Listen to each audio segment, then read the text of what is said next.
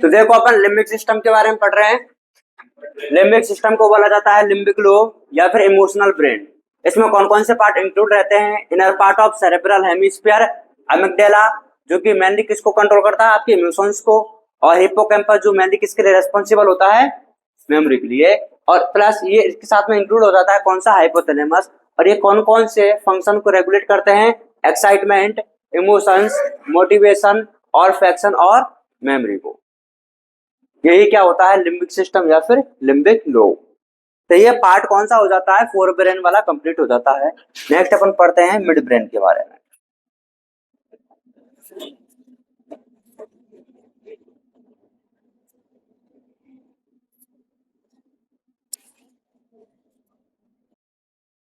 Mid brain में मैंने आपको दो पार्ट बताए होंगे अगर याद हो तो,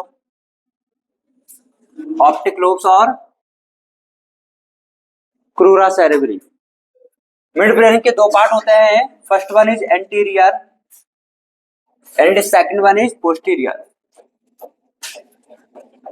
यहाँ पे आपको याद रखना पड़ेगा कि जो पोस्टीरियर पार्ट होता है उसको बोला जाता है डॉर्सल और एंटीरियर को बोला जाता है वेंट्रल। पोस्टीरियर पार्ट कौन सा होता है? डॉर्सल। और एंटीरियर पार्ट कौन सा होता है? वेंट्रल। ये जो एंटीरियर पार्ट होता है इसमें जो स्ट्रक्चर होती है उनको बोला जाता है क्रूरा सेरेब्री। इन्हीं का दूसरा नाम होता है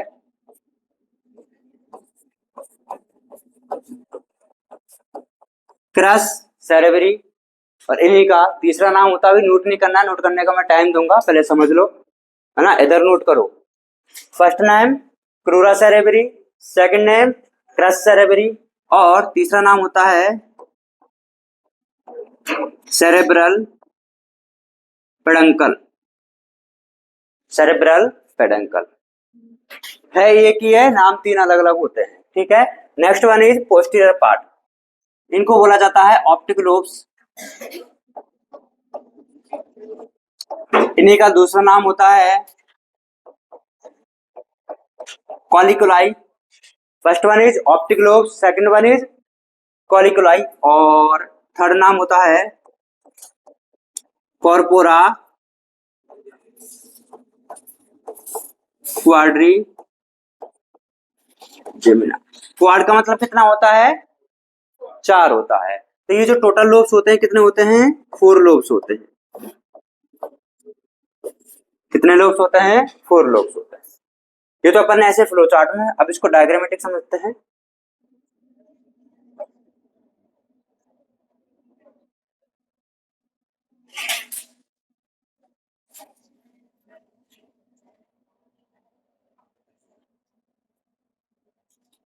ये है मिड ब्रेन का पार्ट। ऊपर वाला जो पार्ट होता है उसको क्या बोलेंगे? एंटीरियर। नीचे वाले को क्या बोलेंगे? पोस्टीरियर। ठीक है। पोस्टीरियर पार्ट में आपको चार लोब दिखाई देते हैं।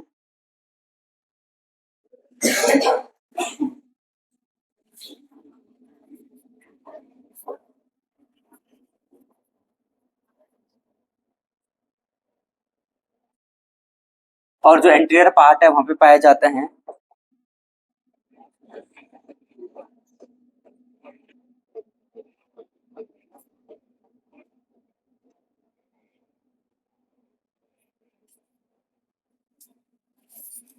Two longitudinal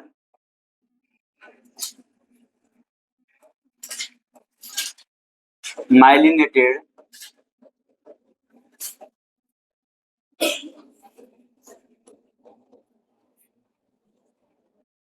nerve fibres. अगर मैंने माइलिनेटेड नर्व फाइबर का नाम लिया है तो वो हम कौन से वाले पार्ट की बात कर रहे हैं? ये एक्सॉन का पार्ट बता रहा होगा कि साइटोन की, डेंड्रॉन का, एक्सॉन का। और एक्सॉन के ग्रुप को पीएनएस में क्या बोला जाता है?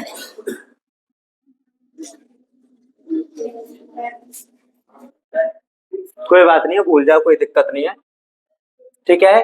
और ये जो माइलिनेटेड नर्व फाइबर होता है ये रेस्पॉन्सिबल होता है किसके लिए? टैक्टाइल रेस्पॉन्स के लिए। किसके लिए? Tactile response. टैक्टाइल रेस्पॉन्स का मतलब क्या होता है? टच वाला। और किसकी मूवमेंट के रेस्पॉन्सिबल होता है, लिम्बिक की मसल के लिए।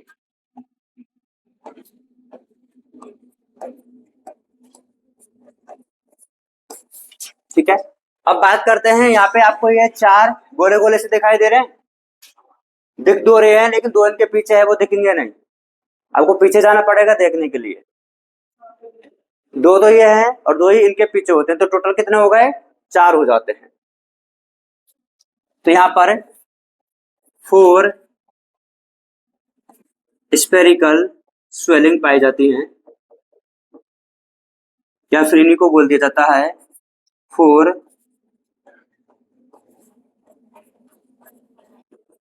राउंड प्रोजेक्शंस, जिनमें से दो होते हैं सुपीरियर और दो होते हैं इंफीरियर। जो सुपीरियर वाले जो लोग होते हैं वो रेस्पॉन्सिबल होते हैं मेनली किसके लिए, लाइट के लिए, कौन सा रेस्पॉन्स, विजन वाला। और जो इंफीरियर होते हैं वो होते हैं किसके लिए, साउंड के लिए, रेस्पॉन्स को बोला जाता है एकॉस्टिक। तो लाइट के लिए कौन से वाले प्रोजेक्शन या फिर कौन कौन से लोग होते हैं, दो सुपीरियर वाले होते हैं, और इंफीरियर वाले किसके लिए रेस्पॉन्सिबल होते हैं, साउंड के लिए रेस्पॉन्सिबल होते हैं। ये होता है ओवरऑल कौन सा, मिड ब्रेन। अब देखो ये एंटीरियर पार्ट और ये पोस्टीरियर पार्ट है, इसके बीच में से एक डक्ट निकलती है, कैनाल निकलती है, इसको बोला जाता है हीटर या फिर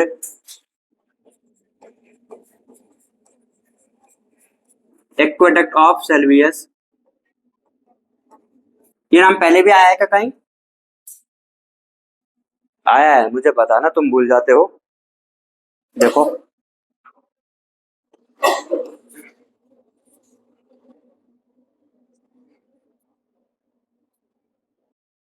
ये सेम टू सेम वही है।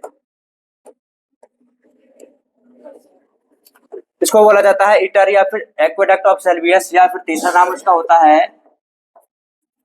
Cerebral aqueduct.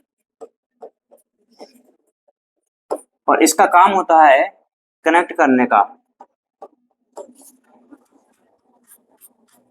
Third and fourth ventricle.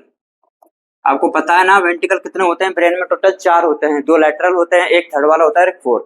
तो ये जो डक्ट होती है किस किस को कनेक्ट करती है, थर्ड और फोर्थ वाले को कनेक्ट करके रखती है।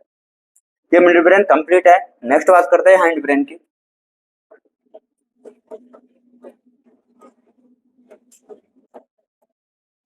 हाइंड ब्रेन में कितने पार्ट होते हैं, सो गए क्या। पहला पार्ट होता है पोन्स, फिर होता है मेडुला ऑब्लोंगेटा, और नेक्स्ट पार्ट होता है सेरिबेलम। यही होते हैं ना। देखिए इधर ये वाला पार्ट कौन सा है, फ्रंटल, पैराइटल, ऑक्सीपिटल, टेम्पोरल। इसके बाद में जो पार्ट आ जाता है उसको बोला जाता है क्या, डाइएन्सेफेलॉन।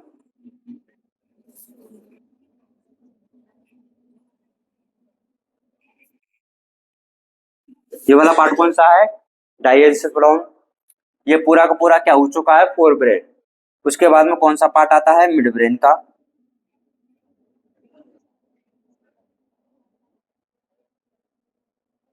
ये कौन सा है, mid brain. Mid brain complete हो चुका है। इसके बाद में कौन सा वाला पार्ट आ जाएगा, हैंड ब्रेन। हैंड ब्रेन में भी पहले कौन सा वाला पार्ट रहता है,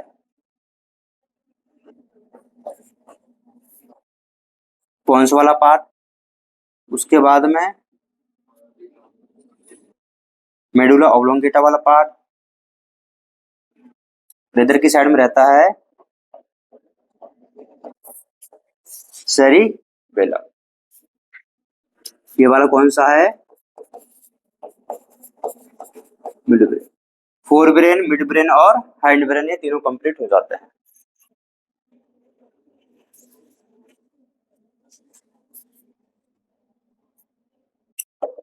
ये जो पोन्स वाला पार्ट है हैंड ब्रेन का, इसको बोला जाता है ब्रिज। क्या बोला जाता है, ब्रिज। इस डायग्राम में देखिए ये कौन से वाले स्ट्रक्चर को कनेक्ट कर रहा है, कौन ऊपर से मिड ब्रेन और नीचे से मेडुला ऑब्लोंगेटा को, इसलिए इसको क्या बोला जाता है, ब्रिज बोला जाता है। It connects mid brain and medulla oblongata. इसके पास में पाए जाते हैं कंटेंस मैनी नर्व फाइबर्स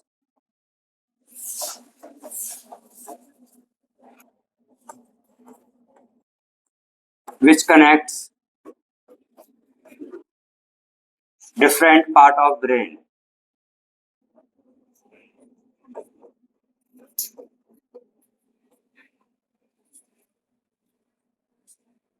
इसके पास में क्या डिफरेंट डिफरेंट नर्व फाइबर्स होते हैं बहुत सारे, जो कि क्या करते हैं ब्रेन के एक पार्ट को दूसरे पार्ट से कनेक्ट करते हैं। इधर देखिए इसके पास में होते हैं, तो ऊपर से किसको कनेक्ट कर रहा है, मिड ब्रेन को, नीचे से किसको कनेक्ट करेगा, मेडुला, और इधर से किसको कनेक्ट करेगा, सेरिबेलम को।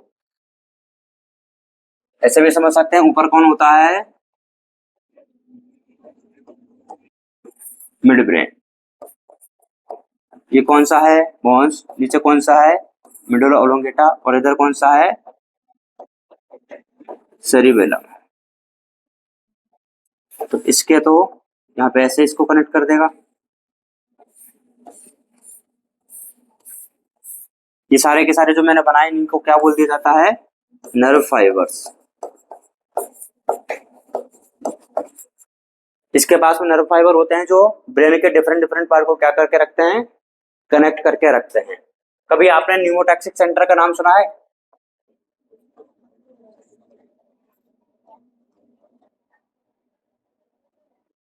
अरे सुना है कि ना, क्या करता है, ब्रीदिंग को कंट्रोल करता है, कोई बात नहीं है, ये डीप ब्रीदिंग को कंट्रोल करता है,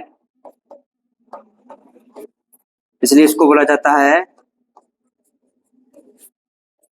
स्विच ऑफ सेंटर ऑफ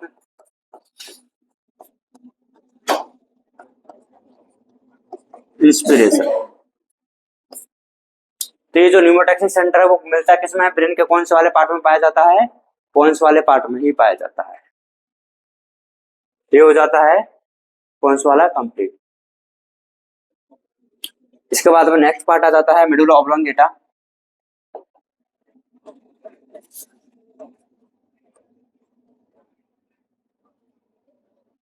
कौन सा वाला पार्ट है, मेडुला ऑब्लोंगेटा। मेडुला ऑब्लोंगेटा के ऊपर कौन सा वाला पार्ट था,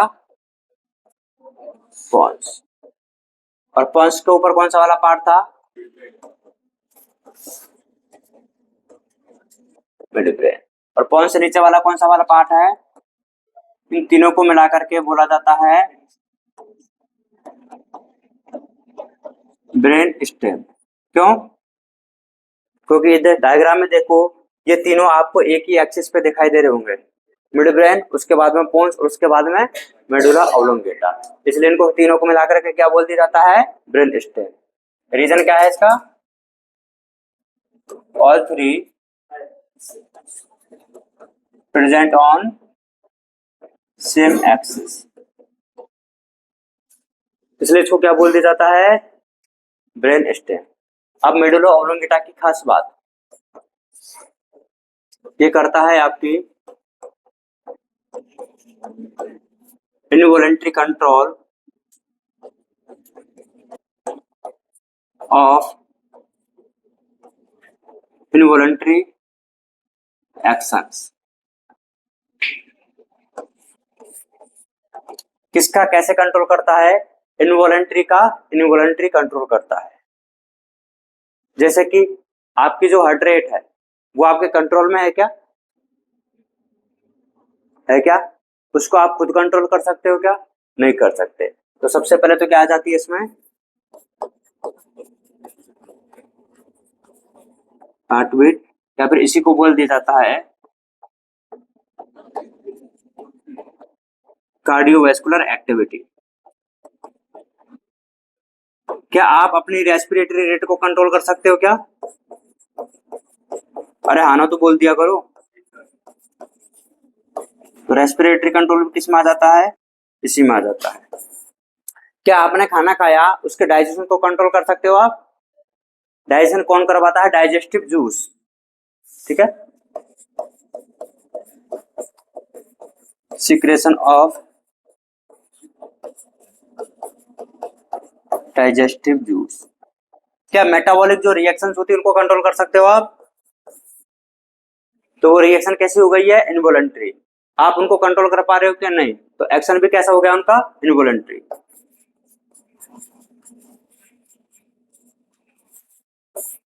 ये तो कुछ एक्टिविटीज हैं। इसके बाद में अपन बात करते हैं coughing.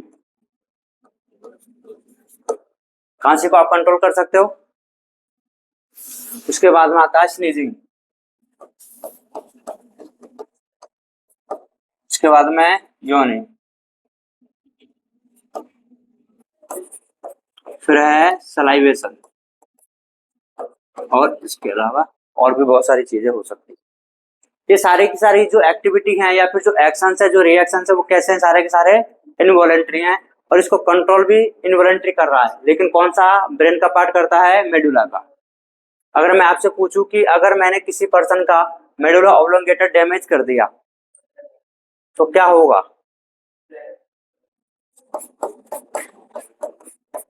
If medulla oblongata damage, तो उस पर्सन का जो वो पर्सन है उसकी डेथ हो जाएगी क्या? और जो डेथ होगी क्या वो तुरंत ही हो जाएगी कि थोड़ा टाइम लेके?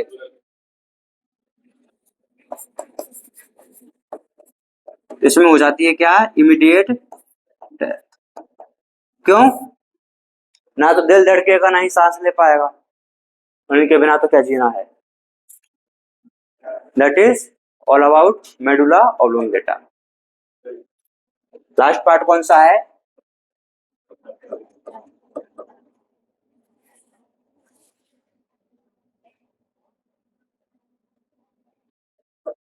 सेरिबेलम।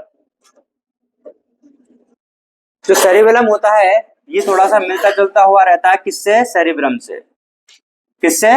सेरिब्रम से।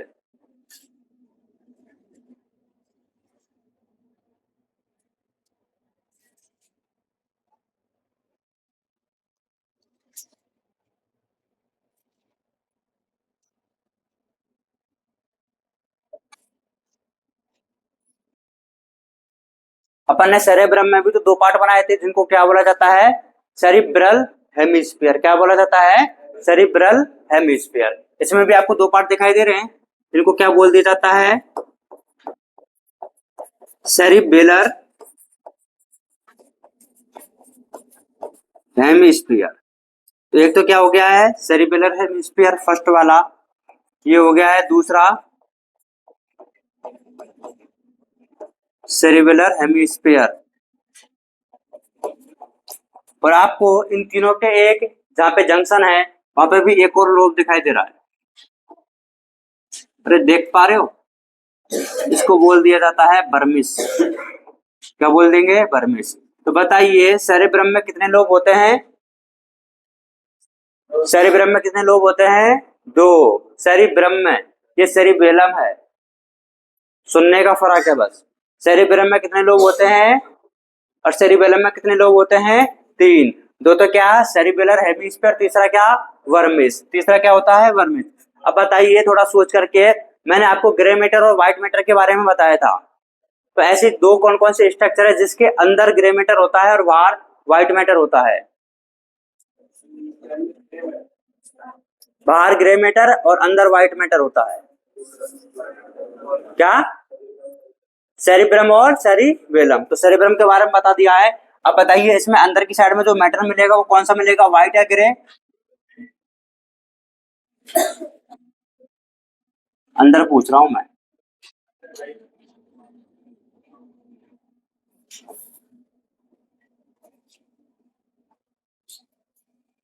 तो यहाँ पे जो अंदर है जो व्हाइट मैटर है वो कुछ ट्री लाइक स्ट्रक्चर की तरह बन जाता है।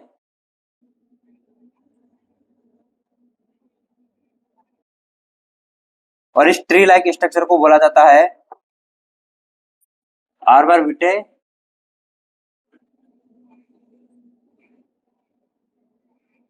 क्या बोलेंगे इसको, आर बार बीटे।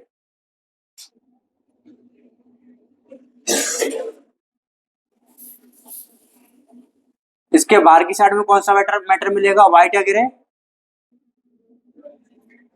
अरे सेरेब्रम और सेरिबेलम में बाहर की तरफ कौन सा मैटर मिलेगा, व्हाइट या ग्रे? और अंदर की साइड में व्हाइट मिलेगा। तो जो अपन बता रहे हैं ये मैं जो बना रहा हूँ वो अंदर वाली साइड है कि बाहर वाली साइड है, और कौन सा मैटर होना चाहिए, या मैंने व्हाइट ही बनाया है। और ये जो अरेंजमेंट है आपको ऐसे नहीं दिख रहा ट्री की ब्रांचेस के जैसा, इसलिए इसको बोल दिया जाता है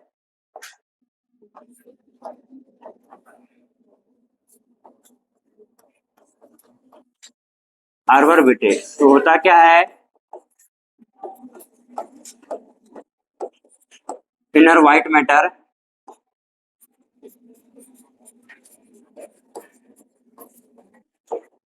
arrange as tree like structure,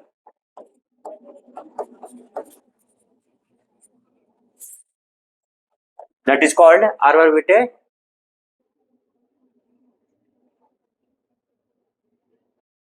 part कौन सा वाला है ये, सेरिबेलम वाला पार्ट है। कितने लोब होते हैं, 3 होते हैं।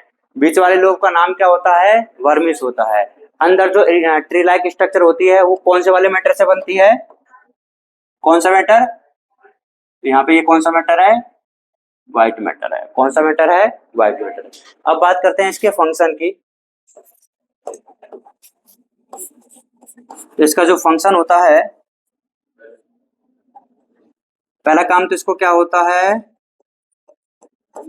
Involuntary control of voluntary activities. जो मेडुला ओब्लोंगेटा था वो कर रहा था इनवॉलंटरी का इनवॉलंटरी कंट्रोल। ध्यान से सुन लो, एग्जाम में आएगा तो गलत तुम्हारा होगा। जो मेडुला ओब्लोंगेटा है वो करता है इनवॉलंटरी का इनवॉलंटरी कंट्रोल। जो सेरिबेलम होता है वो करता है involuntary control of voluntary activity, मतलब वॉलंटरी का इनवॉलंटरी कंट्रोल। जैसे सबको आपने कभी ना कभी टाइपिंग आती है, आपको टाइपिंग आती है ना, खटाखट करते रहते हो। क्या ये आपको बचपन से आती थी, बचपन से आती थी क्या, नहीं। आपने इसको ट्राई किया, आपने इसको सीखा। तो ये जो एक्टिविटी थी वो वॉलंटरी थी या इनवॉलंटरी थी, वॉलंटरी, अपनी इच्छा से सीखा है ना। या फिर आप में से किस किस को स्विमिंग आती है, हाँ स्विमिंग किस किस को आती है, ठीक है। या आपने अपनी इच्छा से सीखी होगी, या फिर पैदा होते ही स्विमिंग चालू कर देती। सीखना पड़ता है। तो एक्टिविटी कौन सी हो गई है, एक्टिविटी कौन सी हो गई है, वॉलंटरी एक्टिविटी हो गई है। क्या अब आपको जब स्विमिंग वापस से करनी है या फिर आपको टाइपिंग वापस से करनी है, तो क्या वो जो फर्स्ट टाइम पे आपने किया था वैसे प्रोसेसिंग करनी होती है क्या, नहीं। अब अपने आप कर लेते हो। जब आप स्विमिंग करने के लिए पहले आपको ट्रेनर की नीड होती है, कोई सिखाने वाला चाहिए होता है, लेकिन अब तो क्या है, डायरेक्ट कूद जाते हो आप। वैसे जैसे कि एक्टिवा चलाते हैं, बाइक वगैरह चलाते हैं, तो पहले अपन को ध्यान रखना पड़ता है कि कैसे कैसे कहाँ पे घुमाना है। जैसे बाइक की बात करते हैं, कौन सा गियर कैसे लगाना, उसको बार बार देखते थे पहले। लेकिन अब तो कितने भी हाई स्पीड पे चलवा लो, कोई सा भी ब्रेकर आ जाए, कोई सा भी गड्ढा आ जाए, अपन उसको कंट्रोल कर लेते। क्यों, सारी की सारी जो एक्टिविटी थी वो कैसी थी, वॉलंटरी थी, लेकिन उनका कंट्रोल आप कौन कर रहा है, सेरिबेलम कर रहा है। तो वो आपको बताता रहता है कि ऐसे ऐसे करना है। जैसे कि आप कौन कौन सी एक्टिविटीज के नाम अपन इसमें लिख सकते हैं। First one is typing, for example swimming. Cycle चलाना आता है, पहले तो सीखी होगी ना, गिरते पड़ते सीख जाते हैं।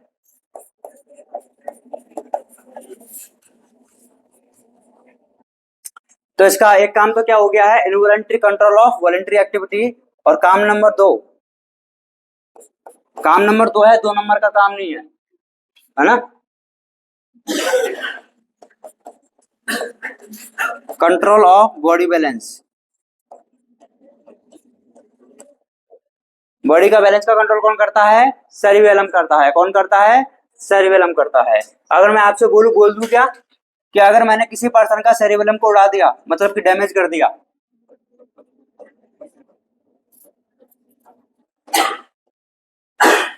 तो क्या होगा,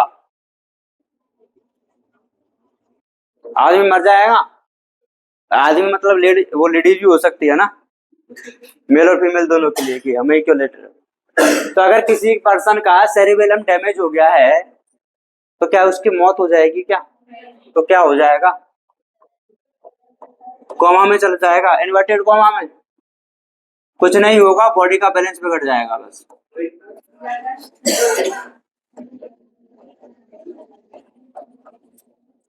बॉडी का बैलेंस डिस्टर्ब हो जाता है।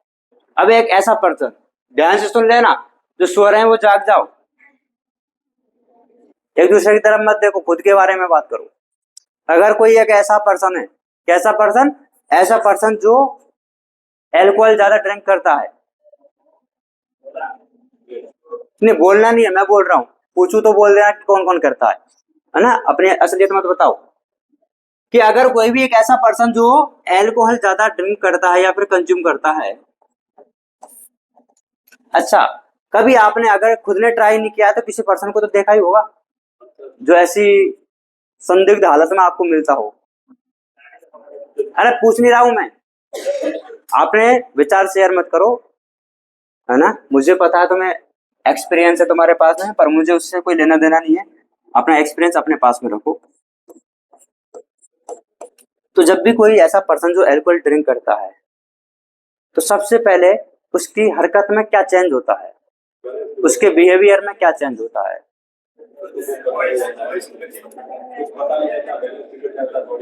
नहीं मैं, अरे ये तुम सब एक साथ मत बताओ, मैंने पूछ रहा हूँ कि सबसे पहले क्या चेंज होता है। आई नो तुमने सबने पता किया हुआ है या फिर खुद भी हो सकते हो। बिहेवियर नहीं, बिहेवियर में क्या? सबसे पहले उसकी जबान लड़खड़ाती है, मतलब कि ढंग से बोल नहीं पाता है। जैसे कि मान के चलो कि मैं वो पर्सन हूँ, वैसे मैंने आज तक छुआ भी नहीं है, पर मैं तुम्हें समझाने के लिए मान लेता हूँ कि मैंने ड्रिंक किया हुआ है, क्योंकि मैंने भी देखा हुआ है तो मैं एक्टिंग अच्छी कर लेता हूँ उसकी। तो सबसे पहले उसने क्या कर रखी है? ड्रिंक कर रखी है, और वो जा रहा है कहाँ पे? रोड पे जा रहा है, और रोड के साइड में से ही क्या निकल रहा है?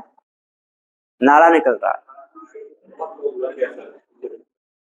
तो मैंने बोला कि तुम्हें नहीं बोलना, पहले मैं बता रहा हूँ ना अपना एक्सपीरियंस। आई नो तुम्हारे पास में काफी एक्सपीरियंस है, मेरे से ज्यादा होगा इस चीज का, इस चीज का ना। हाँ, तो होता क्या है कि वो जा रहा है रोड रोड से, और बगल में से कोई भाई या फिर बहन गुजरा, बहन और उसको क्या बोला? और भाई क्या हाल चाल है? नहीं तेरी बात नहीं कर रहा अपनी। मैंने क्या बोला? खुद का एक्सपीरियंस नहीं बताना है, मैं नहीं करूंगा ऐसे, है ना, कि और भाई क्या हाल चाल है, चाहे वो बहन हो चाहे भाई हो। एक तो उसकी जबान क्या लड़खड़ाने लग जाती है। फिर चलते चलते थोड़ा सा आगे गया, रोड पे चल रहा था और इधर उसमें आ गया नाले में, और नाले में खुद को ऐसे फीलिंग लेता है, वो छप छप करता रहता है उसी पानी में। ये तो पॉकेट में अपन को क्या मिल गया? स्विमिंग पूल मिल गया है कि पैसे भी खर्च नहीं करने पड़े। तो सेकंड नंबर पे जो काम होता है, क्या होता है? उसकी बैलेंसिंग खराब हो जाती है। फर्स्ट नंबर पे क्या हुआ? जवाब। अब बात करते हैं इसका अपने इस ब्रेन वाले सिस्टम से क्या लेना देना है। पी तो वो रहा है और मिलते दुकान पे है। तो देखो सबसे पहले जो अल्कोहल जो कंज्यूम करते हैं तो वह हमारे ब्रेन के कौन से वाले पार्ट को अफेक्ट करता है? सेरिब्रम को। किसको? सेरी बेलम के ब्रम, बेलम के ब्रम सबसे पहले अफेक्ट करता है सेरिब्रम को। मैंने क्या बोला? सबसे पहले उसकी जबान लड़खड़ाती है। और स्पीच सेंटर कहाँ पे होते हैं? ब्रोकाज एरिया में। ब्रोकाज एरिया कहाँ पे होता है? फ्रंटल लोब में। फ्रंटल लोब किसका पार्ट है? फोर ब्रेन का पार्ट है। फोर ब्रेन के अंदर भी किसका पार्ट है? सेरिब्रम का पार्ट है। सेरिब्रम के अंदर भी किसका पार्ट है? सेरिब्रल कॉर्टेक्स का पार्ट है। तो सबसे पहले जो अफेक्टेड पार्ट होता है, first affected part of brain, that is तो सेरिब्रम। इसके बाद में होता है जो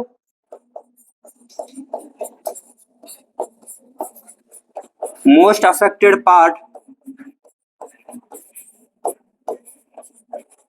ऑफ ब्रेन, दैट इज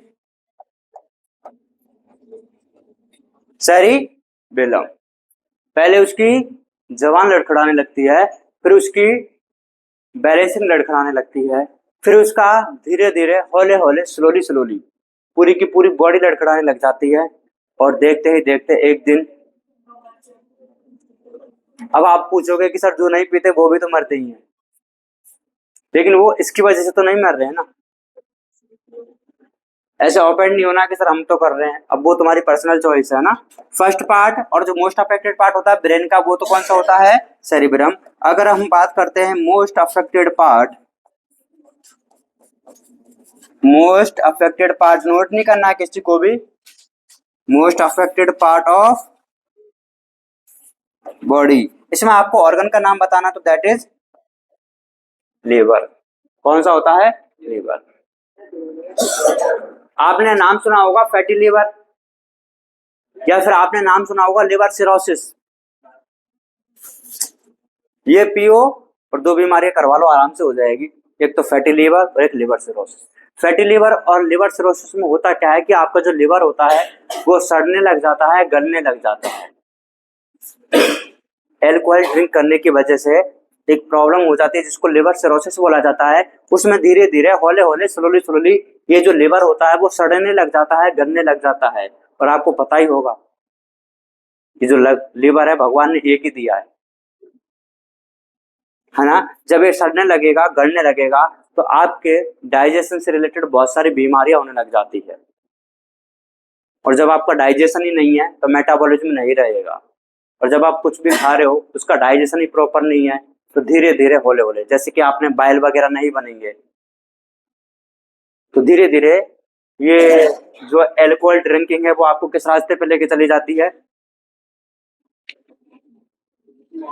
मौत के रास्ते पर। अब आप बोलोगे कि जिनको कुछ भी, जो अल्कोहल ड्रिंक नहीं करते वो भी तो मरते ही हैं, वो मरते, लेकिन वो इससे से तो नहीं मर रहे ना। रीजन क्या होता है, देखो इसमें तुम्हारा एक तो खर्चा हुआ। अगर जैसे आप वो 30 रुपए वाला लेते तो वो एक अलग प्रॉब्लम है, उसमें तो ज्यादा खतरनाक है। अगर आप थोड़ा ढंग का भी लोगे तो 100-150 के तो आपके लगेंगे, तो वो खर्चा हो रहा है। और उसकी क्या है, आदत लग जाती है। आदत तो छोड़ो, लत लग जाती है, क्योंकि आदत छूट जाती है, लत नहीं छूटती है। आदत में और लत में फर्क है, chapter number 8 human health and disease में बताऊंगा, 12th क्लास। अगर मैंने पढ़ाया जरूर बताऊंगा, और ये वापस से बताऊंगा, है ना। और यहाँ से और वहां चल के भी बताऊंगा कैसे चलते हैं वो पर्सन, है ना। बस ये है कि मैं नाले में नहीं गिरूंगा। नहीं नहीं, ड्रिंक वॉट, कैटवॉक थोड़ी ना करते हैं। तो ये लिवर खराब हो जाता है। अब 3 क्वेश्चन है मेरा, है ना, जवाब आपको देने, सवाल मेरे रहेंगे। मैं आपको पता, मैं वही पूछता हूँ जो मैं बता चुका होता हूँ। पहले मैं लिख देता हूँ, फिर आपको आंसर करने हैं, बीच में कोई भी नहीं बोलेगा। मुझे पता है कि आपको आता है क्योंकि मैंने बता दिया है। First one is voluntary control of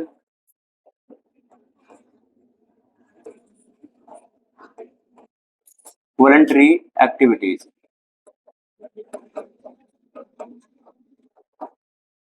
फिर आपको बताना है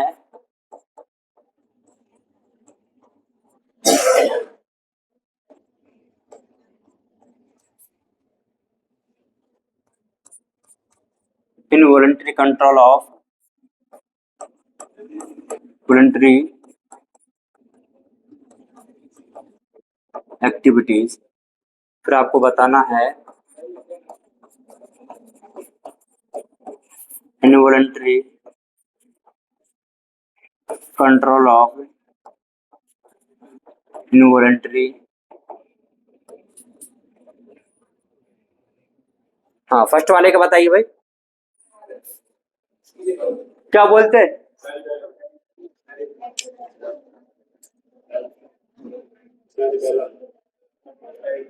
फर्स्ट वाले का ये बता रहे हैं भाई साहब, voluntary control of voluntary activities cerebellum. मैंने कुछ भी नहीं बोला है,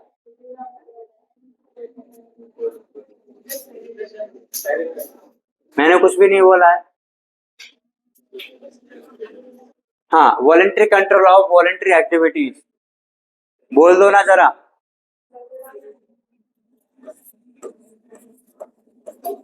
दैट इज सेरिब्रम। नेक्स्ट वाला बोलो, involuntary control of voluntary activities, है, वेरी गुड। और लास्ट वाला भी बोल ही दो, ये तो पहचान ही गए होंगे। ये हो जाता है दो बातों के साथ में चैप्टर खत्म। दो बातें जो आपको और याद रखनी है इस चैप्टर से रिलेटेड वो है जो क्रेनियल नर्व होती हैं वो होती है टोटल 12 पेयर्स, और जो स्पाइनल नर्व होती हैं वो होती हैं 31 पेयर्स।